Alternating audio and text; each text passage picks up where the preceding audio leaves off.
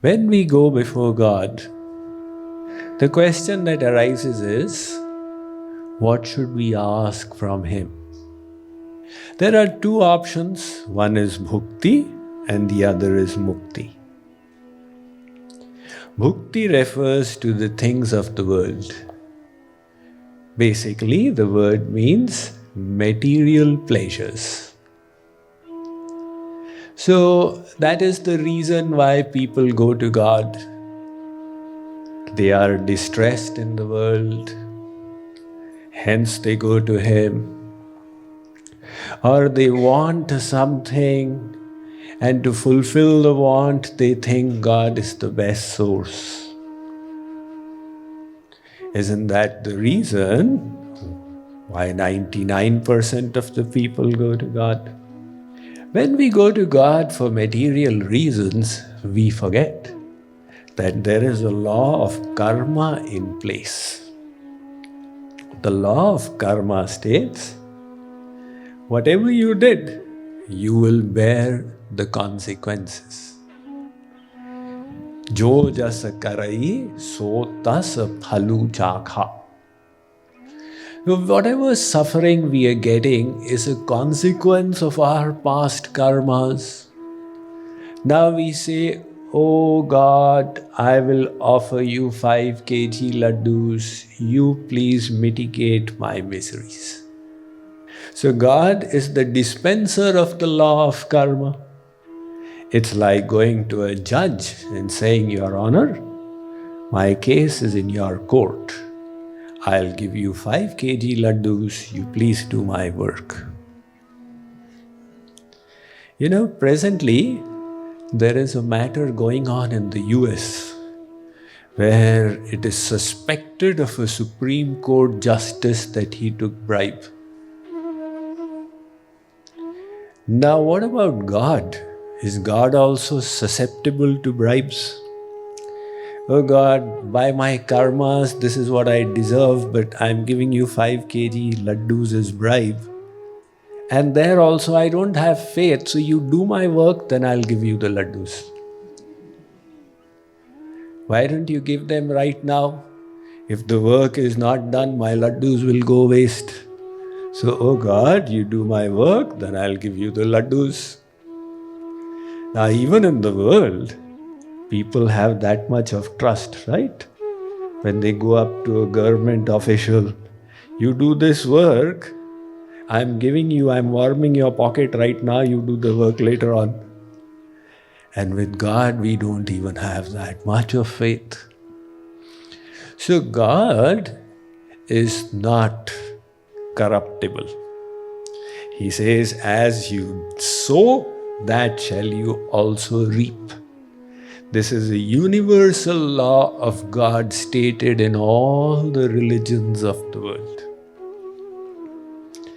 So we need to have faith in this law. And the point is, God can sometimes break the law. But even for His breaking the law, there is a law.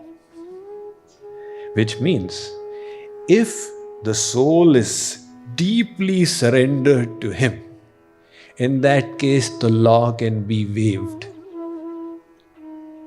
In that case, God says, all right, there is a second law which comes into place, which is the law of grace. And according to that, I will then have the authority to wipe off your karmas. But if we have reached that deep level of surrender, then why are we asking God for these little trinkets? It is like the child in the jewelry shop. If you put a little child in the jewelry shop with so many priceless, precious stones around, and put a little Hershey's chocolate as well, and say, Beta, any one thing that catches your fancy, you can pick it up.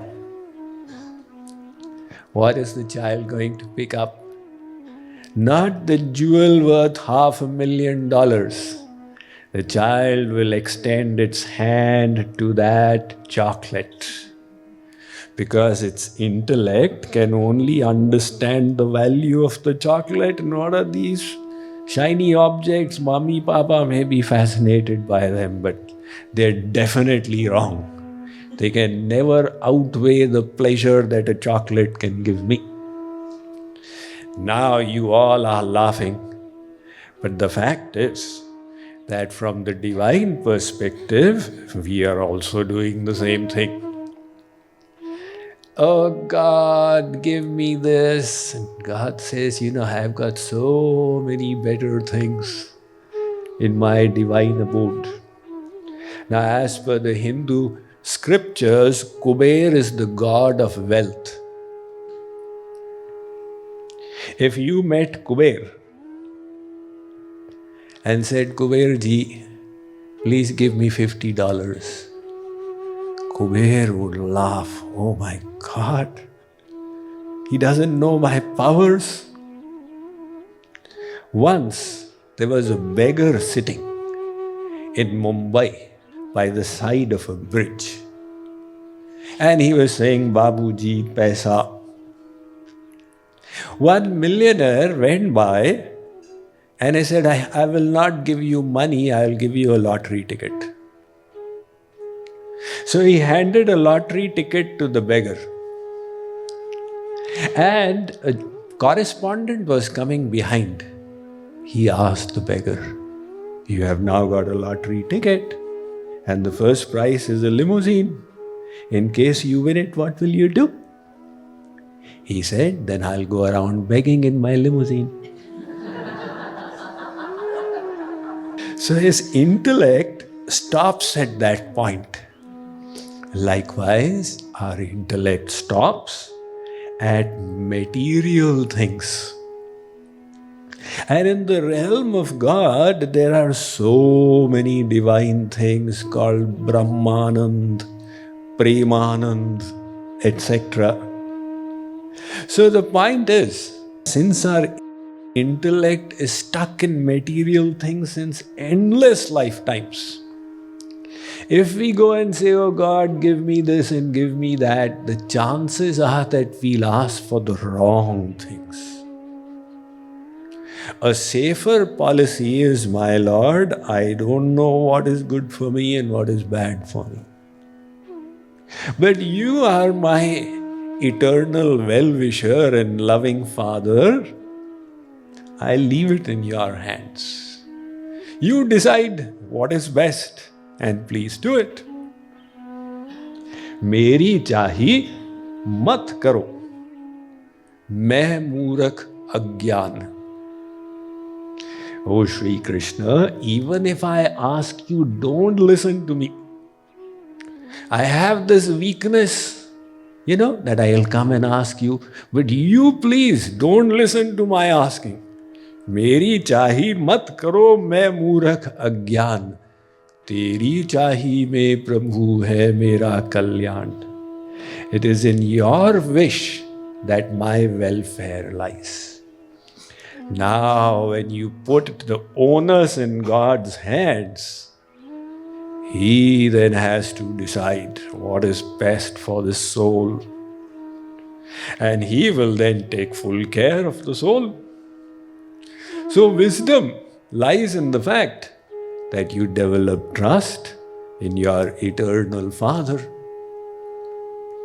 Well, that makes sense. Chaitanya Mahaprabhu has written, Krishna kahe, amaye bhaje, mange vishay sukh, amrit chhadi vish mange ei bodo murkh.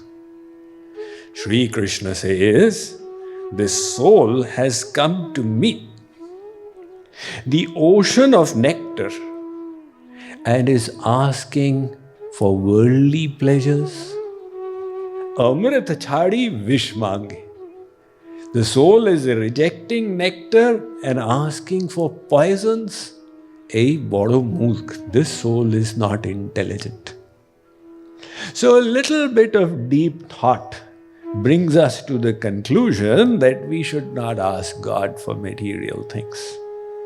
But here, Sri Maharaj Ji writes, I don't even ask for spiritual things like liberation. So liberation is considered the highest purusharth in our Sanatan Dharma. There is Dharma, Arth, Kam, Moksha. These are the four attainables. Dharma, Arth, Kam, Moksha. So what is the goal of life? Most people will tell you it is moksha, it is liberation. It is not a material desire. The desire for liberation is a spiritual one. But there is one defect in it. And what is the defect? Liberation is also a form of selfishness. One person is selfish for material things. One person is selfish for spiritual things. I want Mukti. Why do you want Mukti? All my miseries will cease and I'll be free from all bondage of Maya. So, this also is a form of self-seeking. It's not wrong. So many of the scriptures have propounded it as the ultimate goal. But when Ved Vyas wrote the Srimad Bhagavatam, he rejected Mukti. He said, Dharmaha projhita kaitavotar paramo nirmatsaranam sadam. In this Bhagavad Puran, I am going to give Kaitav Rahit Dharma. What is Kaitav Rahit Dharma? Dharma that is free of defects. So he then goes on to describe the Param Dharma, which is Prem, which is divine love. This Param Dharma or Prem is an astonishing thing because it binds God Himself. He who is ever free, He who is the administrator of Maya, gets bound by the shackles of the devotee's love. Such is the astonishing nature of Prem. So this Prem, this divine love, if we wish to have that, we will need to understand its formula. What is love? Now you ask a teenager what is love, teenager will say, it's deep affection. The Greeks, they had these three classifications. One they called eros. The second they called philios. And the third they called agape.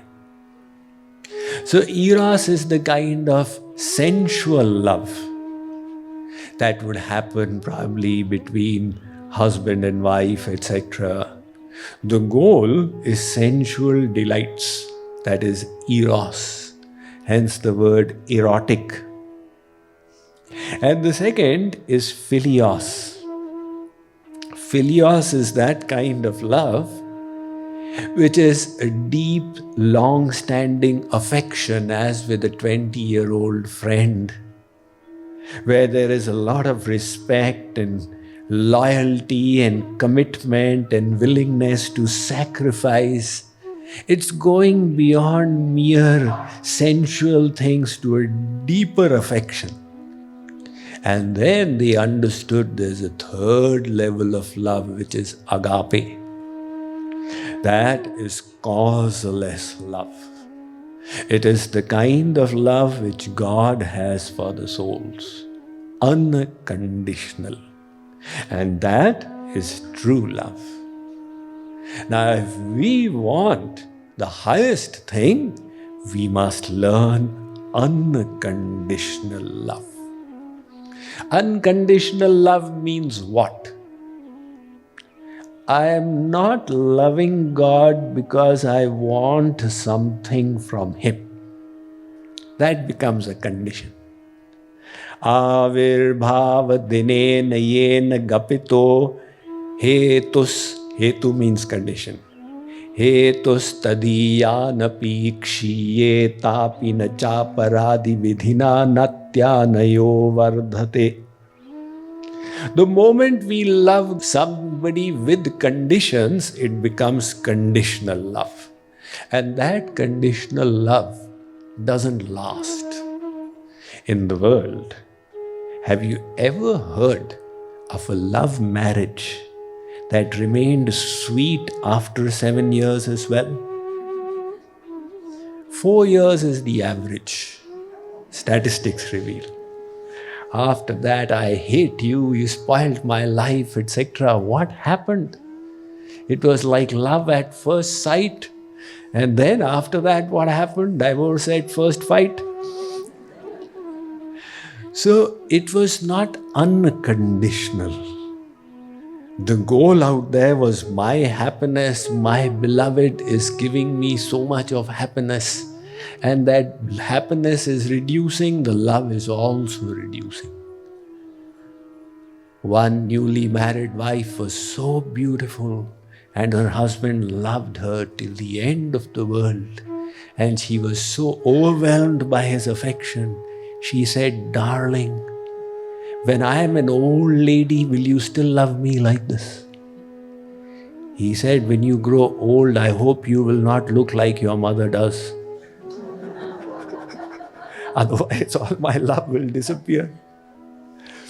So people who have this misconception, I love my husband, my wife selflessly. I say, okay, just consider this hypothetical case that your young wife, she went to sleep as a 25-year-old, and when she woke up in the morning, she was an 85-year-old. Suppose, will you still love her to the same extent? Hare, Swamiji, who will love this old hag? Now the whole love has disappeared. I am not criticizing it. I am just giving a critique that this is the nature of the love we have practiced in endless lifetimes.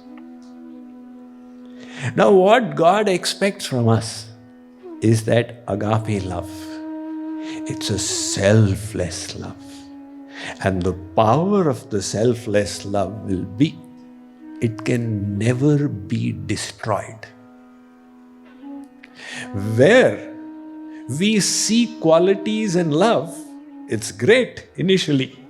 But when the qualities disappear, the love also disappears. You loved Lata Mangeshkar for her voice, and when she grew old and her voice got damaged, then all the love also got damaged. So such worldly love, it goes up and down because of selfishness. And there's a great danger, it can disappear as well. Likewise, if we come to the darbar of God with selfishness, and that self-interest is not met, then we say, God is not so good. First time I went to the temple, I had this prayer in mind, oh God, may my son get all right. Now God is a Nyayadhish, why should he listen? But by chance the son got all right. Say, oh, God is so nice, so wonderful, he listened to me. And then what happened? Then my faith increased. But there is no end to desires. Tomorrow again you went. Oh God, yesterday you cured my son, but today please cure my daughter as well. Now let's say this time your wish did not get fulfilled. So that devotion which had increased, you'll say, what does God do? He doesn't listen. He's so hard-hearted. It will disappear. And if we are selfless, there is no question of love decreasing. In fact, the test of true love is exactly this. How do you know your love is true? Here is the best definition of love. It states that where there is a cause for love to explode, sarvatha dhvansa rahitam satyapi dhvansa karane yadbhava bandhanam yunos prema parikirtitah. Where there's a reason for love to be destroyed, your beloved has behaved in such a terrible manner, and yet it remains intact. That is a sign your love was selfless. Now, what happens in the world? Two lovers decided that they will meet in that Plano Park at 5 p.m. and one arrived and the other did not. So this one is looking at the clock. I am here, she is not punctual. It's 5:30, so inconsiderate. 6 o'clock, she doesn't love me. 7 o'clock, okay, this is the end of it. I knew it because I sent 2 WhatsApps and she only sent 1 WhatsApp and it's all over now. So, where there was adverse behavior, the love got destroyed. That was because it was selfish. And the test of selfless love is, no matter how the beloved behaves, it remains intact.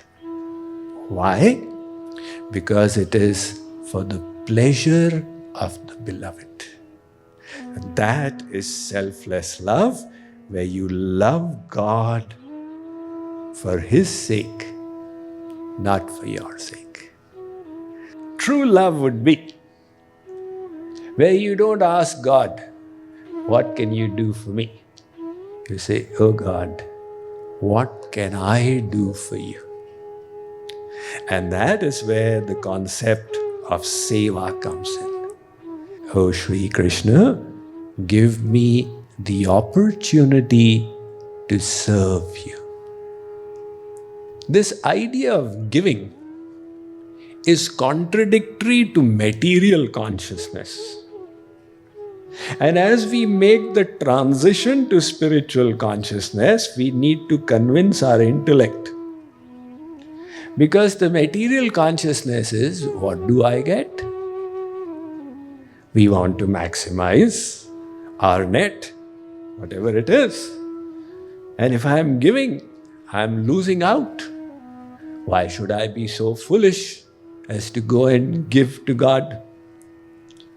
So, the spiritual law of the universe is, in giving, you receive. God has created this little puzzle for all of us to solve in this lifetime, on the next, or after 100 lifetimes. That only when you learn to give will you be a true lover. And the interesting thing it is in giving that you will receive. Because God is not a conjuice. He is already a selfless lover. He says, oh soul, let us have a trade-off, a satta. Satta is a gamble. Supposing one beggar convinces one Arabpati, Seth ji, let us have a satta. All I have, I'll give it to you. All you have, you give it to me. And if Seth ji falls for it, who is going to gain and who is going to lose? The Seth ji says, all right, Bhikhari, let's go ahead. And the Bhikhari lifts his jholi and says, here, There's one 4 annas, one 8 annas, one 1 rupee coin here. Sethji says, what is kind of a joke is this? This is all I had, now you give me all you have. So the Sethji will stand to lose. Now God is such a simpleton. He says, oh soul, I am willing to do such a satta with you. Which means what? You give what you have, I will give what I have. Now what does the soul have? A material body made of pus, blood, stool, urine, mucus. A material mind full of worldly desires. A corrupted intellect since endless lifetimes. And the worldly things, in any case, belong to God. God says, never mind. Whatever you have, you give it. Learn to start. And what I have, I will give you. And when God starts giving, He gives His divine knowledge, divine love, and divine bliss. And then we enter into this amazing relationship between the soul and God, a relationship of divine love. That is the highest thing. So, to be able to serve God, you need devotion. You don't serve God with the hands and feet. You serve God with love. So he's saying, oh God, give me bhakti so I may serve you. Now a whistleblower comes along and says, you are also asking? One person is asking for the world, one person is asking for mukti, and you are asking for bhakti. So you are also asking. But the point is, the devotee is asking for bhakti, not for the self, but with the idea that I'll serve God with it. The goal is His pleasure, and hence such an intention is a pure intention.